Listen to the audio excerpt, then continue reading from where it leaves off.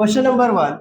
On 1st Jan 2016, Sanika decided to save rupees 10, rupees 11 on second day, rupees 12 on third day. If she decide to save like this, then on 31st December 2016, what will be her to total saving?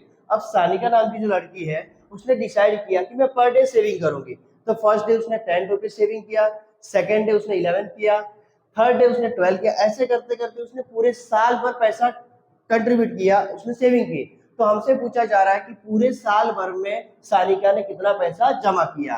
तो हम क्या करेंगे, पहले check करते हैं वो period कितना है। 1 जन 2016, यहाँ पे क्या दिया है 1 जन 2016 टू 31 दिसंबर 2016। अब 2016 क्या लीप ईयर है, 2016 क्या है लीप ईयर। तो यहाँ पर ये कितने डेज हो जाएंगे 366 डेज। कितने हो जाएंगे 366 डेज। मतलब सानिका ने टोटल 366 डेज अपनी सेविंग की है। तो अब क्या करेंगे अकॉर्डिंग टू एपी। अब हम लोग एपी निकालते हैं। तो यहाँ पे लिखते हैं according to question the given sequence of AP. तो फर्स्ट डे कितना हुआ था 10, सेकेंड डे 11, नेक्स्ट डे उसने 12 किया। तो ऐसे करते करते उसने 366 डेज पैसा जमा किया है। अब क्या करेंगे हम लोग ए निकालते हैं। तो सबसे पहले हमारा ए निकल गया, कितना है 10, ठीक है। उसके बाद निकालना है हमको डी निकालना है। तो T2 माइनस T1, तो T2 कितना दिया हमें 11, तो 11 माइनस 10 इक्वल टू कितना आ गया 1। तो डी हमारा आ गया 1 आ गया।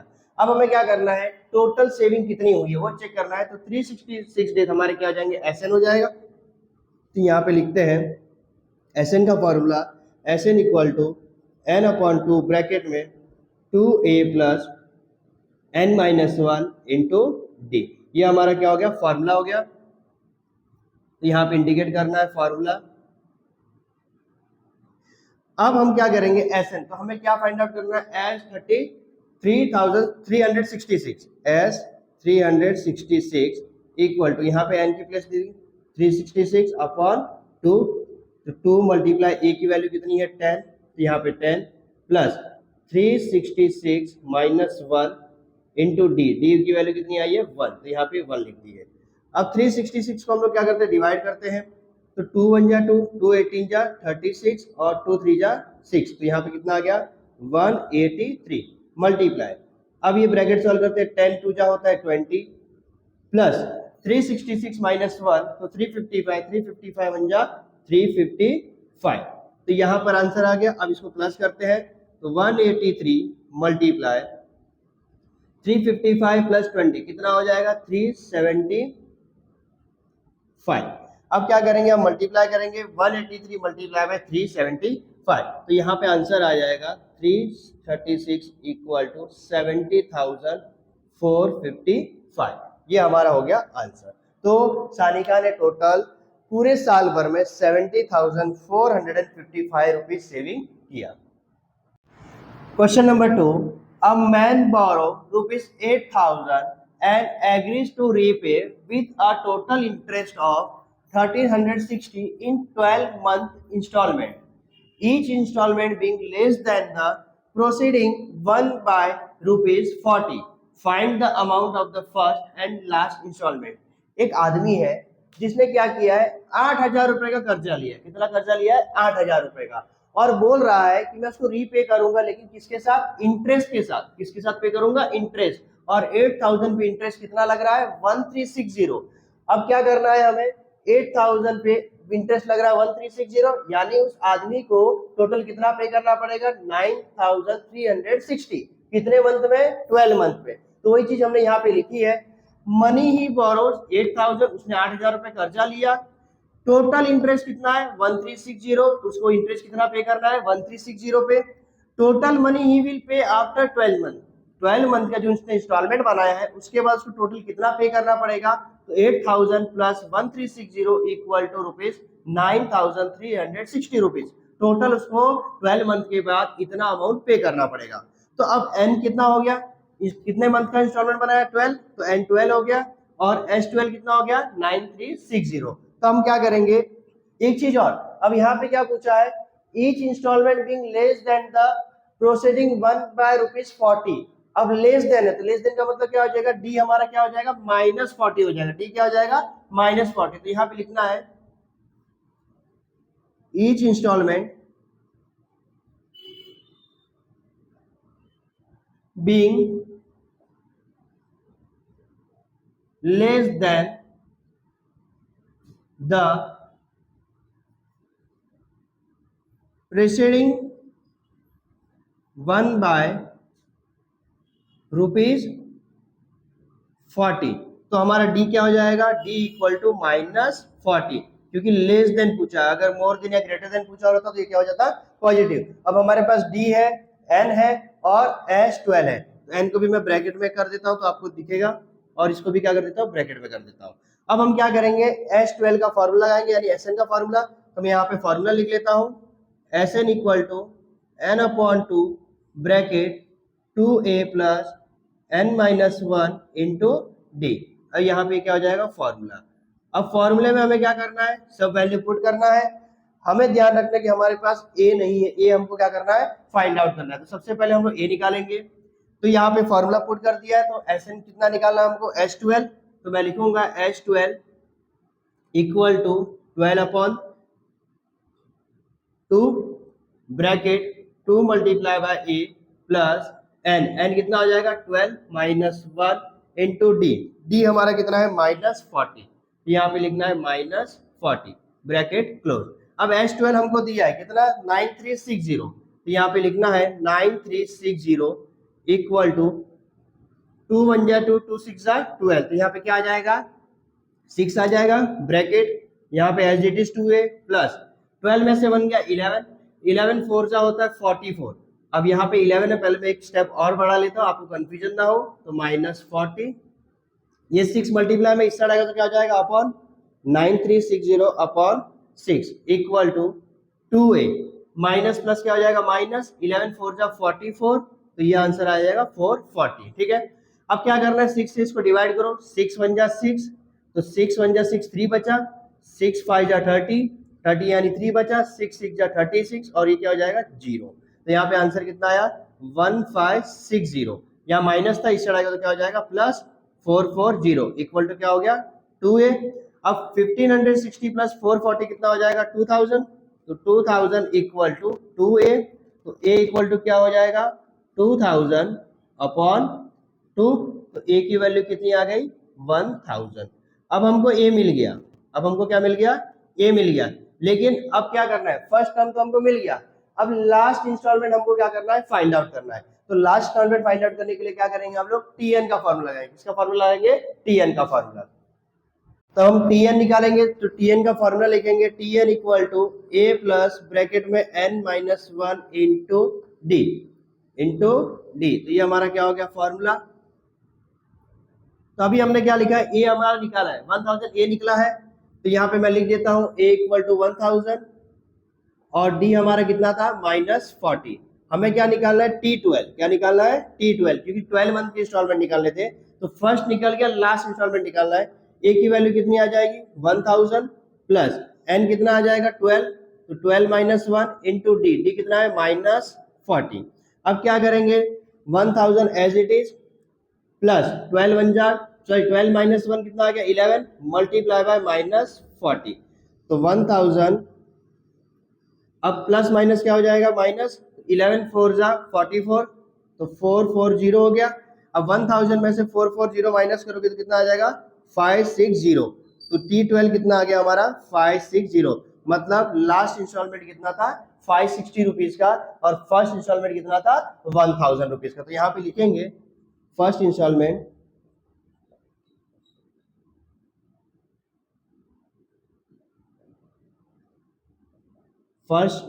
था ₹1000 का और लास्ट इंस्टॉलमेंट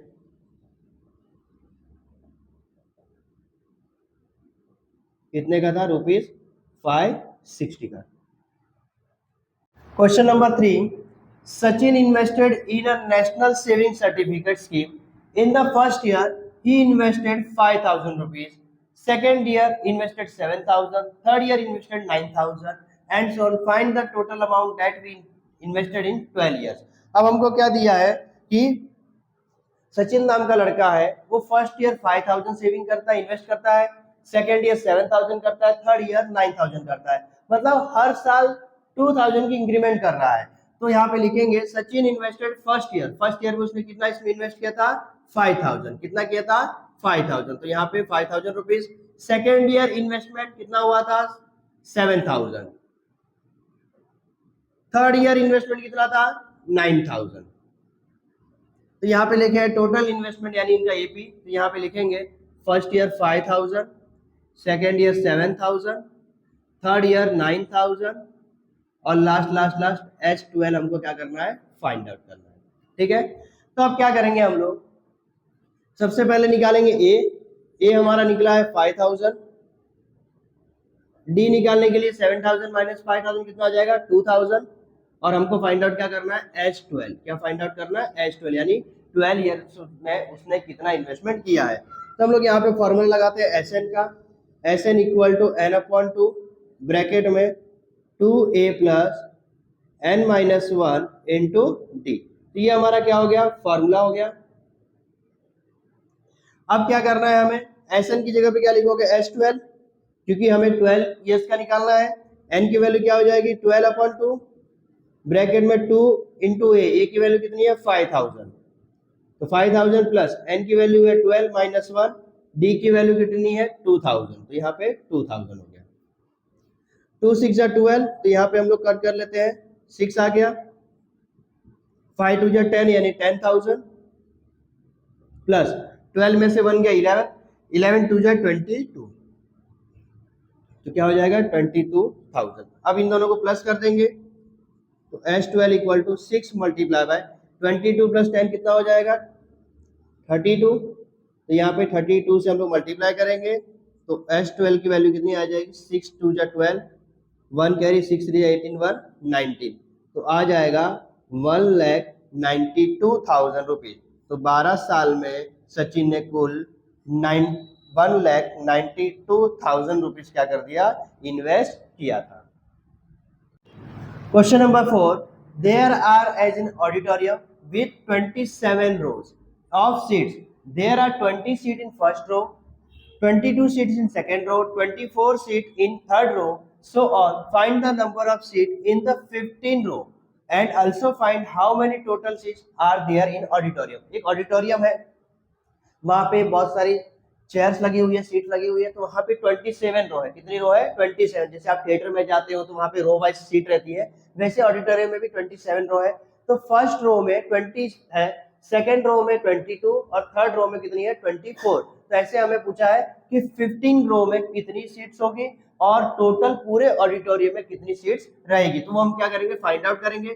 तो सबसे पहले हम फाइंड आउट करेंगे 15 रो. तो यहाँ पे टोटल नंबर ऑफ रो दिए 27, फर्स्ट रो में 20, सेकंड रो में 22, थर्ड रो में 24. तो अब निकलते हैं हम लोग. ए हमारा निकल जाएगा कितना 20, डी निकल जाएगा 22 माइनस 20 कितना हो जाएगा 2. ठीक है. और हमको क्या फाइंड आउट करना है T15 यानी टोटल रो में क्या करना है फाइंड आउट करना है. तो पहले क्या करेंगे Tn का फॉर्मूला लगाएंगे. तो Tn equal to A plus bracket में n माइनस 1 इंटू डी. क्या है ये फॉर्मूला है, यहाँ पे लिख दो फॉर्मूला. उसके बाद T15 फाइंड आउट करना है. तो ए की वैल्यू कितनी है 20 प्लस n की वैल्यू कितनी आ गई 15 माइनस 1 इंटू डी. डी कितना है हमारा 2 है. तो 20 प्लस 15 में से बन गया कितना है 14, 14 2 कितना हो गया 28. तो T15 पे कितनी चेयर्स आ गई 48. मतलब 15 रो में कितनी चेयर्स है 48 सीट्स हमारी यहाँ पे है. ठीक है. 15 रो में 48 सीट्स. अब क्या पूछा है कि find how many total seat are in the auditorium. अब हमें क्या करना पड़ेगा टोटल ऑडिटोरियम में निकालना है. तो T15 हमने 48 निकाला. अब क्या निकालेंगे हम लोग टोटल 27 रो है तो निकालेंगे 27 S27. तो SN का फॉर्मूला लिख दो. SN equal to n/2 bracket में 2a plus n minus 1 into D. तो ये हमारा क्या बन गया फॉर्मूला. अब क्या करेंगे SN की जगह पे क्या लिखेंगे S27. तो 27/2 ब्रैकेट में 2, ए की वैल्यू हमें दी हुई है 20, डी की वैल्यू 2 है. तो यहाँ पे 20 प्लस n कितना आ जाएगा 27 माइनस 1 इंटू डी की वैल्यू कितनी है 2। तो 27/2 मल्टीप्लाई 22 जो कितना हो गया 40, 27 में से 1 माइनस किया 26, 26 2 जा कितना होता है 52, तो प्लस 52। तो यहाँ पे क्या करेंगे 27/2, अब इनको प्लस करेंगे 40 प्लस 52 कितना आ जाएगा 92। अब 2 से डिवाइड करेंगे 2 4 जा 8, ठीक है 1 आ गया 2 6 जा 12, तो 27 मल्टीप्लाई बाय 46। तो यहाँ पे क्या आ गया 27 मल्टीप्लाई बाय 46, तो S27 कितना हो जाएगा 1242। तो हमारे टोटल सीट्स कितनी आ जाएगी 1242। S27 टोटल रो में कितनी सीट रहेगी 1242। Question number 5, Kargil temperature was recorded in a week from Monday to Saturday. अब कारगिल का जो टेम्परेचर है वो रिकॉर्ड हो गया मंडे से लेकर सैटरडे तक, यानी पूरे वीक का। All reading were in AP, सब जो रीडिंग है वो किसमें है एपी में, यानी अरिथमेटिक प्रोग्रेशन में। The sum of temperature of Monday and Saturday was 5 degree Celsius more than sum of temperature of Tuesday and Saturday. If temperature of Wednesday was minus 30 degree Celsius, then find the temperature on the other 5 days. तो हमें other 5 days का temperature find out करना है। तो यहाँ पे हम assume करते हैं कि लेट फर्स्ट टर्म हमारा A है और कॉमन डिफरेंस क्या है D है, तो हम टेम्परेचर लिखते हैं, हमें पूरे वीक का टेम्परेचर निकालना है। तो टेम्परेचर ऑफ मंडे, तो मंडे को हमने A एज्यूम किया, ट्यूसडे को हमने A+D एज्यूम किया, वेडनेसडे को हमने A+2D एज्यूम किया, थर्सडे को हमने A+3D एज्यूम किया, फ्राइडे को A+4D एज्यूम किया, सैटरडे को हमने A+5D एज्यूम किया। अब हम चलते हैं अकॉर्डिंग टू फर्स्ट कंडीशन। तो फर्स्ट कंडीशन क्या दिया है, Monday and Saturday was 5 degree Celsius more than sum of temperature of Tuesday and Saturday. तो यहाँ लिखते हैं Monday and Saturday was 5 degrees Celsius more than sum of temperature of Tuesday and Saturday. तो यहाँ लिखेंगे sum of temperature of Tuesday and Saturday, of Tuesday and Saturday. तो ये हमारी फर्स्ट कंडीशन है। अब हम क्या बनाएंगे, इक्वेशन बनाएंगे, इसको यहाँ पे एरो बना दो, ठीक है। तब इक्वेशन बनाते हैं अकॉर्डिंग टू फर्स्ट कंडीशन क्या दिया मंडे एंड सैटरडे। तो मंडे का हमारा क्या है ए है, ए प्लस सैटरडे क्या दिया A+5D, तो यहाँ पे लिखेंगे A+5D। अब क्या दिया है was 5 degree Celsius more than sum of temperature Tuesday and Saturday. तो मोर देन मतलब क्या हो जाएगा 5 प्लस, अब ब्रैकेट में क्या लिखना है, हमारा ट्यूसडे दिखा है तो A+D, तो A+D, दूसरा हमारा दिया हुआ है सैटरडे, तो वो भी क्या हो जाएगा A+5D, ठीक है। अब क्या करते हैं, सबको प्लस करते, ए और ए क्या हो गया 2A हो गया, 2A plus 5D equal to 5 plus A और ए क्या हो जाएगा 2A, डी और 5D कितना हो जाएगा +6D, ठीक है। तो यहाँ पर भी +2A और यहाँ पर तो ये क्या हो जाएगा कैंसिल हो जाएगा, ये 6D को इस साइड ले लेते हैं, तो 5D ये अपना घर छोड़ के यहाँ आ रहा है, मतलब क्या हो जाएगा नेगेटिव हो जाएगा, तो -6D इक्वल टू 5, ठीक है। तो अब क्या करते हैं 5D में से 6D को माइनस करेंगे तो क्या हो जाएगा -D इक्वल टू 5, तो D इक्वल टू क्या हो जाएगा -5। तो यहाँ पे D की वैल्यू कितनी आ गई, D इक्वल टू -5। अब सेकंड क्या दिया है, if temperature of Wednesday was -30 degree Celsius then find the temperature on the other 5 days. तो वेडनेसडे वाला हम लिखते हैं, तो लिखते हैं टेम्परेचर ऑफ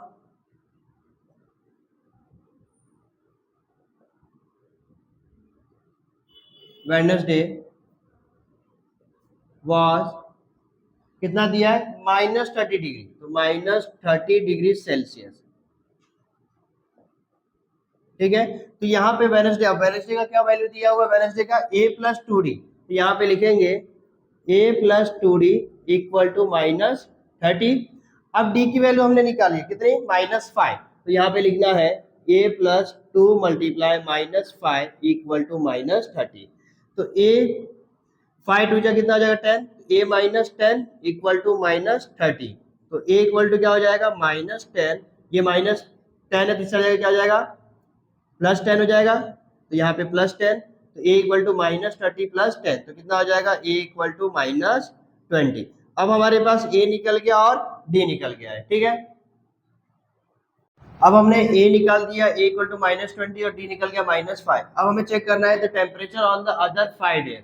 अब 5 डेज जो हमको पूछा है, तो पहला है मंडे, मंडे का क्या है a की वैल्यू क्या हो जाएगी माइनस 20 डिग्री सेल्सियस, क्या हो जाएगा माइनस 20 डिग्री सेल्सियस। अब सेकेंड है ट्यूसडे, a प्लस डी, यानी a कितना दिया हमें माइनस 20 प्लस डी की वैल्यू कितनी है माइनस 5, तो माइनस माइनस क्या हो गया प्लस, यानी plus minus minus minus minus plus कितना हो जाएगा माइनस 25 डिग्री, तो यहाँ पे माइनस 25 डिग्री सेल्सियस। अब थर्सडे का है a प्लस 3d, तो a की वैल्यू कितनी है माइनस 20 प्लस 3 इंटू डी की वैल्यू कितनी है माइनस 5, तो 3 5 जा 15, तो माइनस 20 फिर माइनस 15 कितना आ गया माइनस 35 डिग्री सेल्सियस। अब नेक्स्ट है फ्राइडे, फ्राइडे है a प्लस 4d, तो a की वैल्यू है माइनस 20 प्लस 4 इंटू डी की वैल्यू है माइनस 5, तो माइनस 20 प्लस माइनस माइनस 5 और जा 20, तो यहाँ पे 20 लिखेंगे, तो आंसर कितना आएगा माइनस 40 डिग्री सेल्सियस। नेक्स्ट है Saturday, a plus 5d, a की वैल्यू कितनी है माइनस 20 प्लस 5 इंटू डी की वैल्यू कितनी है माइनस 5, तो माइनस 20 माइनस प्लस माइनस 5 5 जा 25, तो यहाँ पे आ जाएगा माइनस 45 डिग्री सेल्सियस। तो यहाँ पर हमारा जो क्वेश्चन पूछा था find the temperature on the other 5 days, तो वो अदर 5 डेज हो गया मंडे, मंडे को माइनस 20, ट्यूसडे को 25, थर्सडे को माइनस 20 सॉरी माइनस 35, फ्राइडे को माइनस 40 और सैटरडे को माइनस 45 डिग्री सेल्सियस।